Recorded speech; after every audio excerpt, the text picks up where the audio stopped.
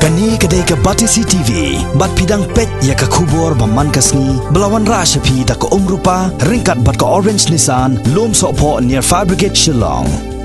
New Nissan Kicks. Bookings open now. Kani kedai ke kenhon ke balatip kum ke Helping Young People Entertainment, ke bamenta kadang pengkreat syasat, na ke benta ban pelongi ke tamasa, ke balatip kum ke Second Hills Festival. Hakajin kendo bat kinang pathai khabor hakat sau trek mentau benai risau arja kat khandai Shillong Press Club kidikhat jogane ka seng kilai thu ba ya kata masa on pelong hakakat pra bat kat khandai trek mentau benai risau arja kat khandai halom pengat ka badan ha omber rebai district kini kidikhat jogane ka kanhon kilai thu ru ba ka jing temuhi ban pelong ye gini kata masa khamtam bandan ka ranstan ye temepon kalong ban aila di kiriu dan sab hakatem kapot karwai bat kiwe di kisab jong ki bana kani ke jela Meghalaya ban penpa perthai yaki hakini ki arsngi kendan kharsantali ki kenhon tem na kaleng ke jela bat sanpat kendai kiriu shimat bat nalor kini on sapen bernyaru yaki pai ba da ki nong tem nong pot bapau na ki we de ki benta jong kari India bat na kari Australia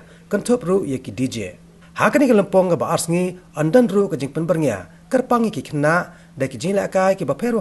bat ka bayrong kan long sauspa sab khandai tingka na ka banta shikhle na ka banta ka shisngi akani kata masa ni fokus bala ni iron san bhai ki local artist ni ki nong tem ki badan ki kena sama ki badan kasap katem kasap akapot katem ni ai ki karen san bakin yo banya kiuran san lang rengkat berkini ki artist bana nasyaba ki international artist ya kani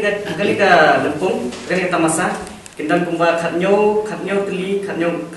tam di artis kiban perform kiban wan penchokshit haketika tamasa te nakine nidan u Jaiwet Ford na po Australia uri u nongwai ba pop star ba job ya ke X Factor jang Australia ho snam hajar khatla te nidan u DJ u Mansus Junior and nidan u rapper u Royal Child and but way u DJ na po India bukat Surya balapau nama ti hakani kat tamasaru ni ndai bangi bo tangi ka music ma tikindan ru kijing lekkan kandan ka bang tikandan ke area nam tagi kelung kena ban ba kibala bakin dia lekkai po ka lempung ti kanlong ka lempung ka balong safe, we have safe environment for the kids as well and rengkat bat kani nidan ko ke special act to bagi amma kani ka special act de ka hon nam tap joki kinong rap nanong kendong ki wan kani nang si kenhon tikin ya perform kani ka lempung juni habro arsni ti lain kani ngindan ka hot air balloon ti third right kamar bar kan ka right kan de tan do bala te do telah kan ya kumba sopo put ye sejrong te hakani